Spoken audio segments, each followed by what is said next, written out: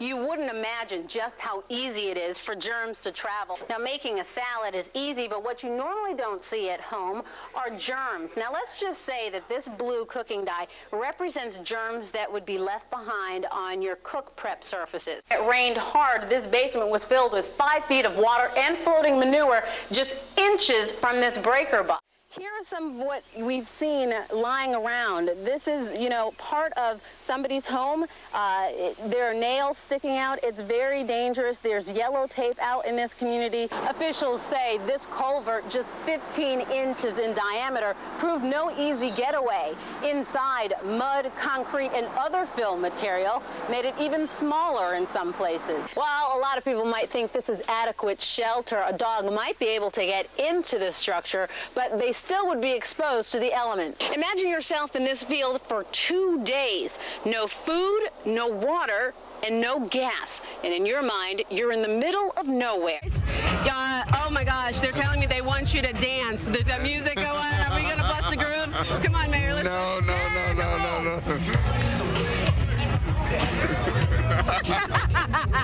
We're gonna have a good time. Yeah, we're gonna have a great time. Mayor William Bell, thank you so much for joining us today. It's been called Mommy's Little Secret. We're talking about a sexy New York Times bestseller that's not only flying off the bookshelves, it's steaming up marriages across the country. So what makes 50 Shades of Grey so red hot? Take a look.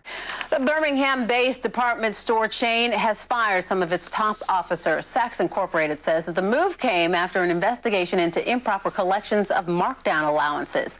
The allowances compensate stores when they're forced to take a deeper markdown than expected. The company found that $20 million was improperly taken from vendors over a 4-year period. Saks says that it will reimburse vendors for any money taken. The company has fired its chief accounting officer and some other top executives. East Alabama mother faces numerous charges this morning after attempting to fill a fake prescription yesterday. Police arrested Brandy Bouch late Thursday. The Anniston mom reportedly called in her fake prescription to Martin's Pharmacy in Oxford. Pharmacists suspected that the prescription for high-powered cough syrup was bogus. They then called police. When attempting to stop Bouch, police say that she got into a car. She slammed into a couple of police cruisers trying to leave. Now, agents were able to shoot out her tires and eventually arrest her. No one was injured in the incident. You usually don't see this out of people who do forged prescriptions. Well, police say that Bouch's baby was with her at the time. That child is now in DHR custody. Bouch faces numerous charges. New at noon today, Fairfield police are investigating a fatal shooting. The Jefferson County Coroner's Office says that the victim is 18-year-old Brian Sims. He was shot on 40th Street just before 8 o'clock last night. Sims lived in Wylam. There's no word on any arrests or suspects in the case, nor a motive for the shooting. Fairfield High School principal tells ABC 3340 that Sims had dropped out of school. Also new at noon, a hearing this morning in Bessemer for Calvin D'Angelo Burns. Judge Teresa Patella has heard several motions from attorneys in the case. He's charged with the murders of Crystal Bennett and Taryn Greer. The two teens were caught in the crossfire of a shooting at a Fairfield convenience store on July 5th last year.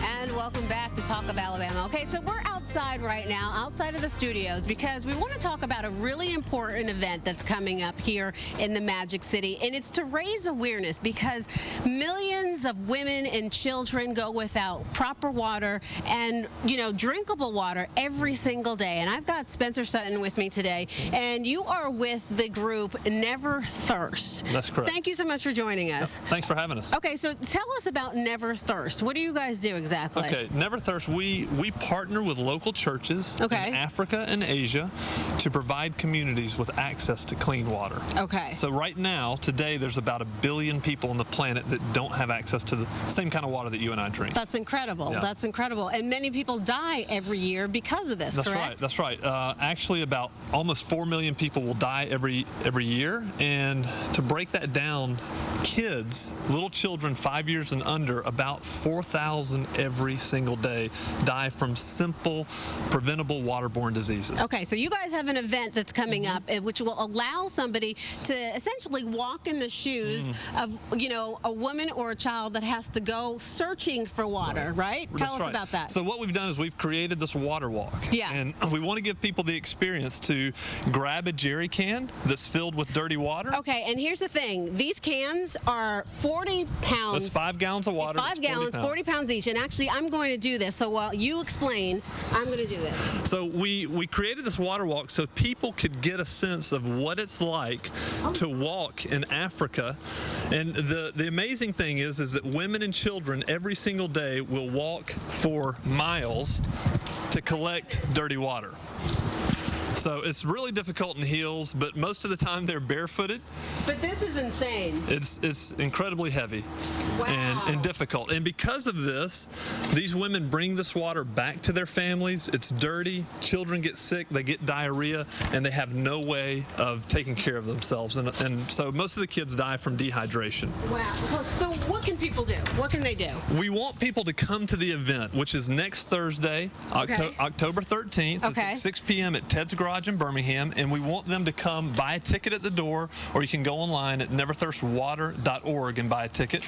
Come and walk this water walk. Yeah. Because we have businesses and individuals who have sponsored that say, listen, anytime somebody walks this, we'll give a certain amount of money. Okay. So our goal is to have 500 people come and walk. And you have an ambitious goal with what you're trying to raise. How much money are you trying to raise? We're trying to raise $100,000 at this event. Okay. And that will approximately, when we break $100,000 down, it will serve around 10,000 people, bring 10,000 people access to clean water through their local church. Yeah, and you know what? People don't seem to realize how important clean drinking water is, and the ability to go and get it easily, quickly, and efficiently. I mean, this was really very hard. Very hard. Yeah. It was very hard. So I cannot imagine women walking to go get water, and they also have their children on them, strapped on, just trying to get some drinking water that isn't even clean. Yeah, every single day, these women and children, they wake up, this is their first concern. Yeah. I mean, they have to drink, they have to use it to cook and to, to clean all sorts of things. All right, so tell us again, the event is next Thursday. Next Thursday at Ted's Garage. Okay. And we want you to come down, buy a ticket at the door, or go online at neverthirstwater.org. All right, so have a good time, and you're going to raise awareness and actually raise some money for a really good cause. We will have David Platt as our pastor speaking there, and comedian Henry Cho. Okay. So it'll be a great night. It will be a great night. Thank you so very much. Thanks. And you know what? There's more of Talk of Alabama to come. We will be right back.